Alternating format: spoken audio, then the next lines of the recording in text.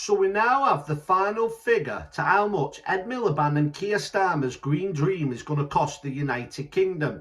And this year alone, it's going to cost £60 billion, double what it was costing under the last government, which, by the way, at 30 billion, in my opinion, was far, far too much. We should be spending no more than £500 million to £1 billion a year on new technology, in my opinion. Why still using the resources, the natural resources, not fossil fuels? That's a word they use to make it sound more dirty than what it is.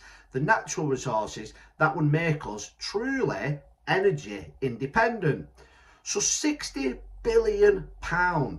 You may, if you remember, the Reform UK Party in the general election with the contract with the people showed that they would save 30 billion because that's how much we were spending each and every year. And the Reform UK Party was the only party to say that they would cut that cost and not pay it. And I couldn't agree more. Like I said, we should use some of the profits for new technology. Of course we should.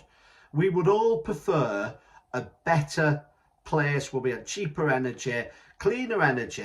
But do we actually have that technology now with this money that we're spending? Because out of that £60 billion, half of that is on capturing carbon. Ed Miliband is going to spend £30 billion on technology that so-called captures the carbon out of the air. Something that a lot of the Green Party members, the champions of going green, it's in the name, have said is technology that doesn't work. So what is really going on here with Ed Miliband and Keir Starmer?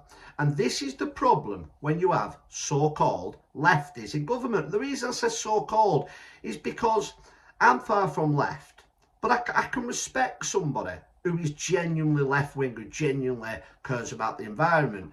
These people in charge are just elitists. They are controlled government that will do exactly what they're told to do. Now, there's two thoughts that people have on this, on why the powers to be, far higher than Keir Starmer or Ed Miliband could ever dream of being, want us to stop using natural resources, because you do know the word fossil fuels was invented to basically make us think that it's dirty and it's bad. So I like to use the word natural resources. And of course, when we say natural resources, we're talking about things like coal and oil. One thing to remember with coal especially is we can use coal for gas and electric. And we have tons and tons and tons, millions of tons of coal under the earth in Great Britain, so we wouldn't even have to rely on anywhere else in the world. This is something that Russia, China, the United States of America are all doing, countries that use far more carbon than we ever would do. So there's two thoughts, because I think we all probably agree that the elites don't have our best wishes and our well-being at the heart of their decision. Now, the first thought is that we may be running out of natural resources and they're trying to save it all for themselves, so forcing us to do this by saving the natural resources. And that could well be true to an extent. But the second thought that most people have, and this is the one that I tend to side with, is that it is all building up to a super tax on the working class people. And we've already seen it in the UK. You see it on your car insurance, your car tax. We now see ULEZ, and we're having one coming in Greater Manchester where you actually get fined every single day if you're driving a vehicle under around 2016. So taxing the people who can't afford new vehicles is actually taxing the working class people. That's the Labour Party for people. And it really spits in the face, and I can't understand why people vote Labour anymore, because if you vote Labour anymore, and I don't want to insult any voters, but you can't truly believe that the Labour Party are for the working class people anymore. They're actually worse than the Conservatives, who are bad in their own right when it comes to working class people. So we're seeing car insurance, car tax, we're seeing, like we said, charges for driving around your towns and your cities, but that is only the start of it. It will get to a point with fear-mongering that they will tax just about everything that you do in your daily lives. If your house isn't up to standard, if it doesn't pass their test of being energy efficient, they're going to put massive taxes on you. So again, people who can't afford to have the house insulated and everything else that you can do, you're going to get taxed more and more. They're then turning around and saying nobody will be able to drive a petrol or diesel car. Well, think of this, electric cars are out of most people's affordability. 60-70% of people probably won't even be able to afford to drive on our streets. So what's the real idea behind all of this? Well, what it will do as well, it'll create a lot of jobs for friends of people. So a lot of the big companies that have ran the money for 100 years, maybe more, are now moving from oil and gas and are going into the so-called green industry. So they're going to make more billions and billions of pounds through that.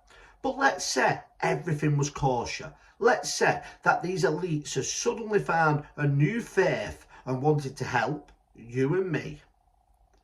Then how would they be helping you and me, and especially our elderly and most vulnerable, by spending £60 billion when we so-called have a £22 billion black hole? I don't know how they managed to work that mathematics out, because what they try and do is make you think it's far more complicated than what it actually is. But it's not really that complicated. You're £22 billion short, so-called by the Tories, but you then go and up an extra £30 billion to the money that was being spent on last year's budget on green energy.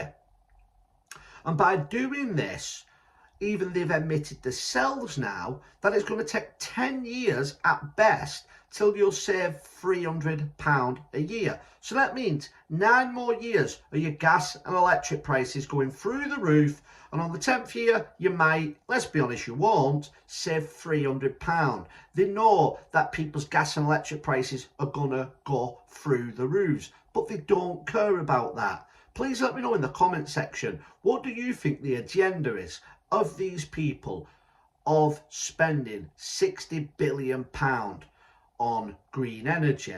Now, for what it's worth, my belief is that we should carry on digging for coal, drilling for oil.